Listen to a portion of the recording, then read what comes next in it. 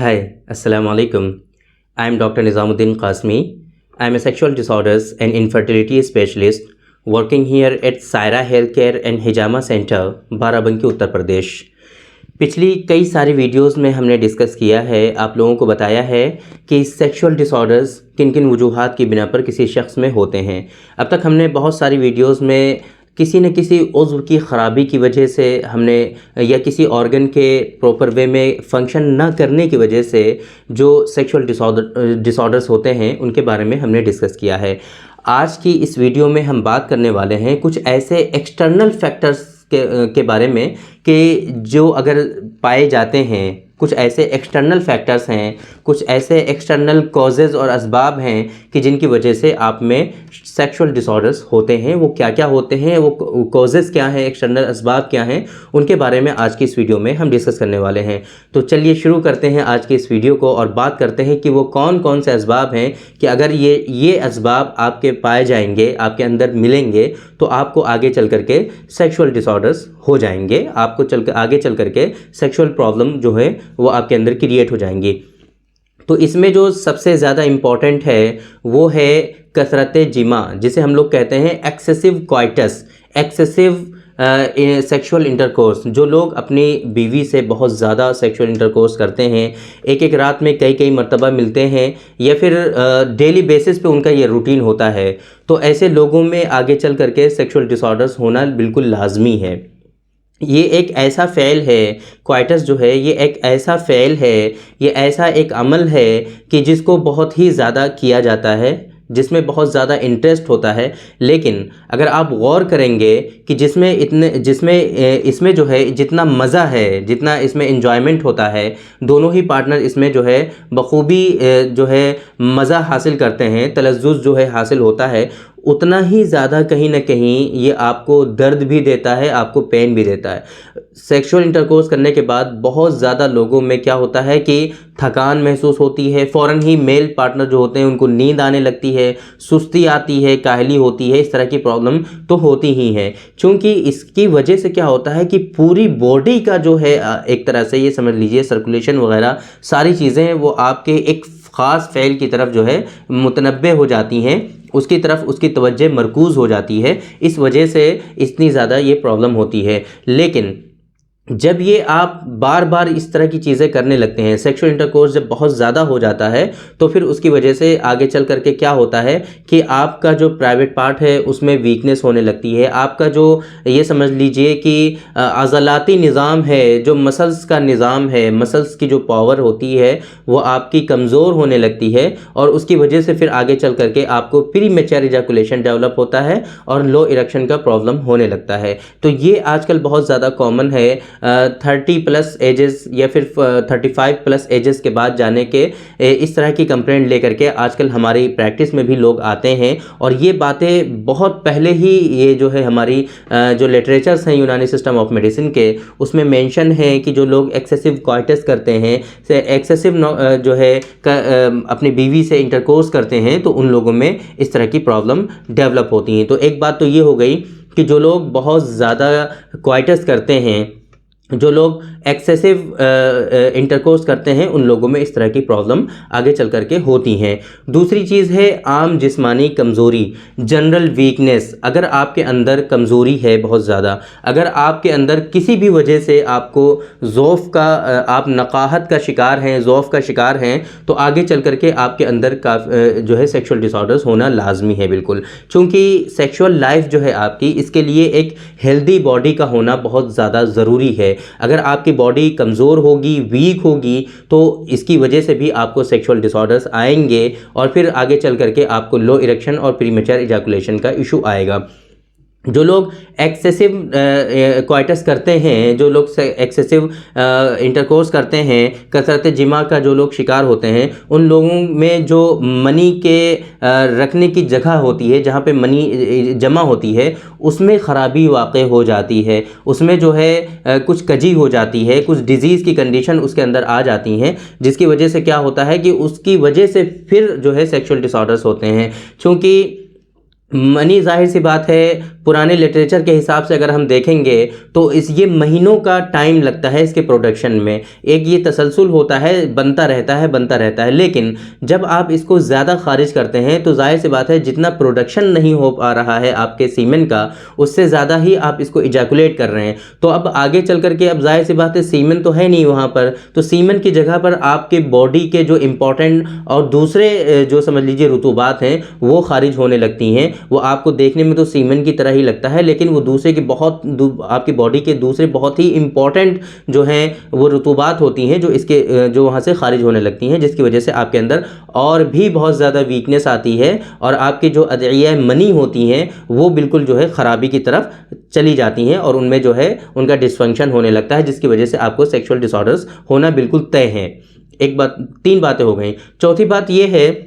कि आपके जो टेस्टिकल्स होते हैं, आपके जो खुसियतैन हैं, जो गोलियां होती हैं ना जिसे अंडकोश कहते हैं, अगर इनका फंक्शन प्रॉपर वे में नहीं हो पाएगा, अगर इनका डिसफंक्शन हो जाएगा, प्रॉपर वे में ये काम नहीं करेंगी, तो फिर इसकी वजह से भी आपको सेक्सुअल डिसऑर्डर्स होना बिल्कुल तय है, लाजमी है। ऐसे लोगों में सेक्सुअल डिसऑर्डर्स होते ही होते हैं। उन लोगों में आप क्या होता है कि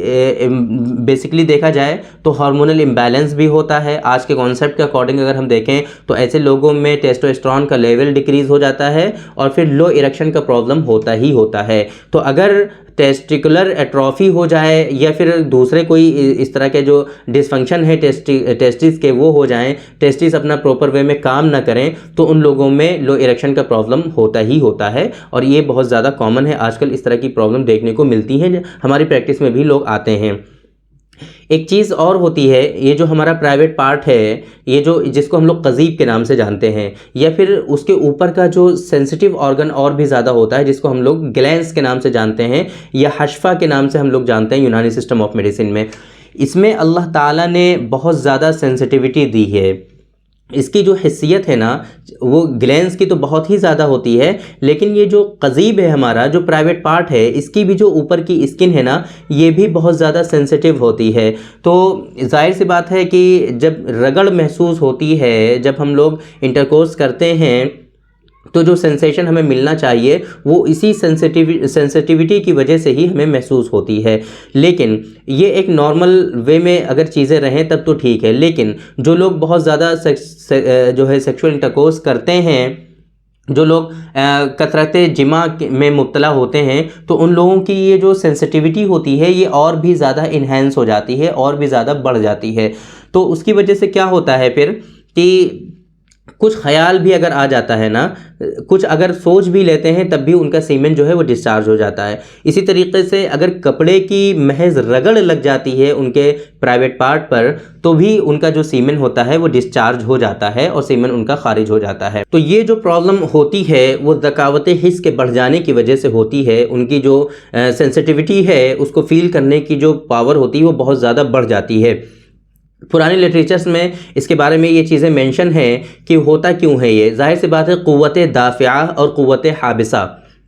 ये 2 क़ुव्वत होती हैं यूनानी सिस्टम ऑफ मेडिसिन में। जब हम लोग एक्सेसिव इंटरकोर्स करते हैं या फिर मास्टरबेशन बहुत ज़्यादा करने लगते हैं तो इसकी वजह से क़ुव्वत दाफ़िया जो होती है हमारी बॉडी की वो बढ़ जाती है और क़ुव्वत हाबिसा जो होती है वो घट जाती है, जिसकी वजह से ज़कावत हिस्स तो बढ़ती ही बढ़ती है और फिर इसकी वजह से क्या होता है कि आपका सीमेन जो है फ़ौरन आपकी बॉडी से निकलने के लिए परेशान हो जाता है और इसकी जो रोकने की कैपेसिटी होती है वो कम हो जाती है आपकी। इस वजह से सीमेन बहुत तेज़ी के साथ डिस्चार्ज हो जाता है।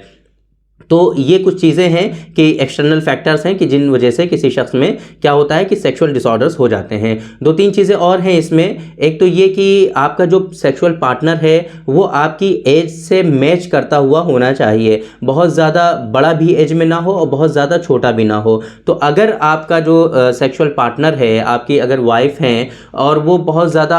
आपसे एज में बहुत ज़्यादा बड़ी हैं, तो उस सूरत में भी क्या होता है कि आपके अंदर आगे चल करके सेक्सुअल डिसऑर्डर्स होते हैं। वजह क्या है इसके पीछे कि जब आप जो है आपका इंजाल होता है, जब इजैकुलेशन होता है सेक्सुअल इंटरकोर्स के दरमियान, तो उस वक्त उनका जो प्राइवेट पार्ट होता है, जो वजाइना होती है, उसमें इतना ज़्यादा टाइटनेस नहीं बाकी बचता है क्योंकि उनके मसल्स ऑलरेडी वीक हो रहे होते हैं। तो इस वजह से आपके अंदर क्या होता है कि जो लज्जत महसूस होनी चाहिए उसके एक प्रेशर और दबाव की वजह से वो इतनी नहीं हो पाती है, उतना उतना दबाव और प्रेशर नहीं रह पाता है, जिस वजह से क्या होता है कि आपको उतनी लज्जत और जो है आपको उतनी फरहत महसूस नहीं होती है। इस वजह से आपके अंदर इस एक्टिविटी से क्या होता है कि दिल उठने लगता है, दिल आपका भरने लगता है और फिर आपको ख्वाहिश नहीं होती है सेक्सुअल इंटरकोर्स की तरफ। तो इस वजह से क्या होता है कि फिर आपको लो लिबिडो का इशू होने लगता है आगे चल करके। ऐसे लोगों में इस तरह की प्रॉब्लम होती हैं। दूसरा इसी से मिलता जुलता एक प्रॉब्लम ये है कि अगर आपका पार्टनर जो है एज में काफ़ी ज़्यादा कम है, तब भी आपको इस तरह की प्रॉब्लम होती हैं। उस वक्त क्या होता है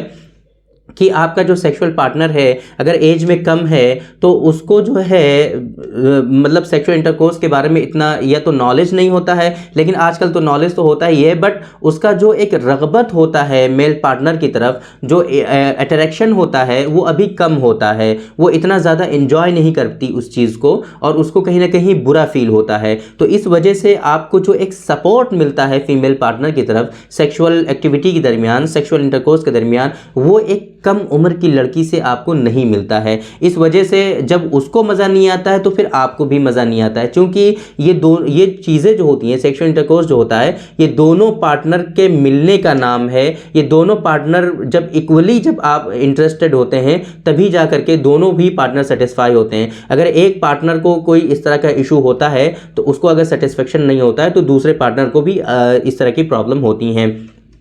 तो अगर आपका पार्टनर जो है आपकी एज से काफ़ी ज़्यादा कम है, वो छोटा है, वो इन चीज़ों को एंजॉय नहीं कर पा रहा है, तो वो आपको इतना ज़्यादा अट्रैक्शन आपसे नहीं होगा, जिसकी वजह से उसको रग़बत नहीं होगी। फिर आपको भी धीरे धीरे उससे जो है नफ़रत सी होने लगती है और उसकी वजह से फिर क्या होता है कि आपको सेक्सुअल इंटरकोर्स में उतना मज़ा नहीं आएगा। फिर आपको लो लिबिडो का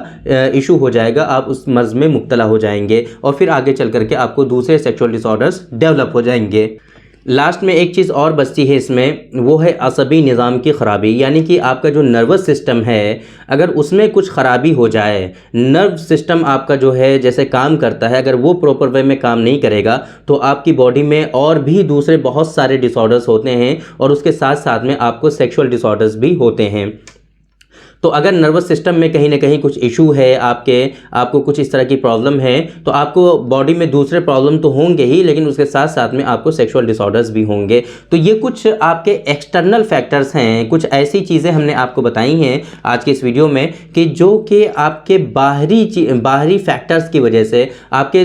मतलब आपके जिस्म के अंदर ये चीज़ें इतनी ज़्यादा तो नहीं पाई जाती हैं, ये आपके एक्सटर्नल फैक्टर्स हैं, बाहर की चीज़ों की वजह से, आपके फ़ैल की वजह से, आपके ऐसा करने की वजह से या ऐसे लोगों से ऐसा करने की वजह से आपको ये प्रॉब्लम होती हैं। वो चीज़ें आज हमने डिस्कस करने की कोशिश की है, आप लोगों को समझाने की और बताने की कोशिश की है।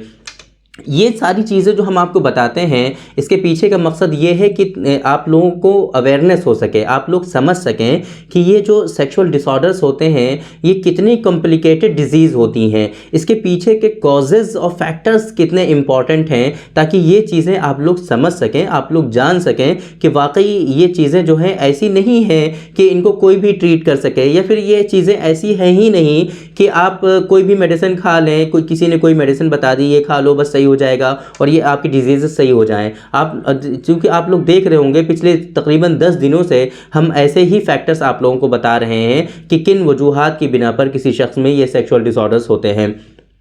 तो अब जाहिर सी बात है अगर इस तरह की प्रॉब्लम किसी शख्स में डेवलप होंगी, अगर इस सेक्सुअल डिसऑर्डर्स हो रहे हैं, तो उसके पीछे की एक पूरी कहानी होगी, उसकी हिस्ट्री से आपको ये चीज़ जाननी होगी कि इसके अंदर जो कॉज है, सबब है, वो क्या है, किस वजह से इसको ये सेक्सुअल डिसऑर्डर्स हो रहे हैं। जब तक उसकी प्रॉपर डायग्नोसिस आप नहीं बना पाएंगे तब तक आप उसका इलाज नहीं कर सकते। आप कितने ही पुराने प्रैक्टिशनर क्यों ना हो, कितने ही ख़ानदानी आप हकीम क्यों ना हो, ऐसे पेशेंट का आप इलाज कर ही नहीं पाएंगे जब तक आप उसकी प्रॉपर डायग्नोसिस नहीं बना पाएंगे, है ना। तो इसलिए आप लोगों को ये चीज़ें पता होनी चाहिए, आप लोगों को अपनी डायग्नोसिस के बारे में पता होना चाहिए कि हमारे अंदर ये प्रॉब्लम है तो इसके पीछे के फैक्टर्स क्या हैं, ये क्यों हो रहा है, फिर उसके रिगार्डिंग उसी से रिलेटेड जो उसका उसूल इलाज होता है, लाइन ऑफ ट्रीटमेंट होता है, उसको फॉलो किया जाता है। उसी से रिलेटेड फिर कुछ ड्रग्स होती हैं, जो मेडिसिन होती हैं, वो यूज़ कराई जाती हैं। तब जा करके ये डिजीज़ेज़ जो है आपकी वो हमेशा के लिए क्योर होती हैं, वो ख़त्म होती हैं। बाकी आप ऐसी अगर सिम्टमेटिक ट्रीटमेंट लोग देते हैं, आप जाओगे कहीं किसी को दिखाओगे, वो कुछ आपको मेडिसिन दे देंगे जिनसे टेम्परेरली आपको बेनिफिट होगा, बट ये डिजीज़ेज़ आपकी हमेशा के लिए ख़त्म नहीं होंगी। ये इस तरीके से जो लाइन ऑफ ट्रीटमेंट होता है, इसको फॉलो करने में थोड़ा टाइम तो ज़रूर लगेगा, 2-3 महीने 4 महीने का टाइम लग जाएगा आपको ट्रीट करने में, लेकिन एक मरतबा इसको प्रॉपर वे में फॉलो करके जब आप इसका ट्रीटमेंट ले लोगे तो ये डिजीज़ेज़ आपकी हमेशा के लिए ख़त्म हो जाएंगी, फिर ये दोबारा से नहीं होने वाली आप में। जैसे कि दूसरे लोगों में क्या होता है कि आप ट्रीटमेंट लेते हो, जब तक मेडिसिन आप यूज़ करते हो तब तक आपको फ़ायदा लगता है, लेकिन जैसे ही आप ट्रीटमेंट छोड़ देते हो थोड़े दिनों के बाद फिर से आपको ये परेशानियां होने लगती हैं। तो ये ऐसा इसी वजह से होता है क्योंकि वहाँ पे प्रॉपर लाइन ऑफ ट्रीटमेंट जो है, उसूल इलाज जो है वो फॉलो नहीं किया जाता है, इस वजह से इस तरह की परेशानी होती हैं। तो मेरी रिकमेंडेशन आपके लिए हमेशा यही रहती है कि अगर आपको इस तरह के सेक्सुअल डिसऑर्डर्स हैं, आपको कोई परेशानी हो रही है, तो आप प्रोफेशनल जो डॉक्टर्स हैं, जो क्वालिफाइड हैं, है ना, आप उनके पास जाइए, उनसे कंसल्ट करिए, उनको दिखाइए। वो जो मेडिसिन आपको प्रिस्क्राइब करेंगे आपकी हिस्ट्री के अकॉर्डिंग, आपकी डायग्नोसिस के अकॉर्डिंग, वो आपका line of treatment proper way में फॉलो करेंगे, तब जा करके आपकी ये डिजीज़ेज़ हमेशा के लिए ख़त्म हो जाएंगी और क्योर हो जाएंगी।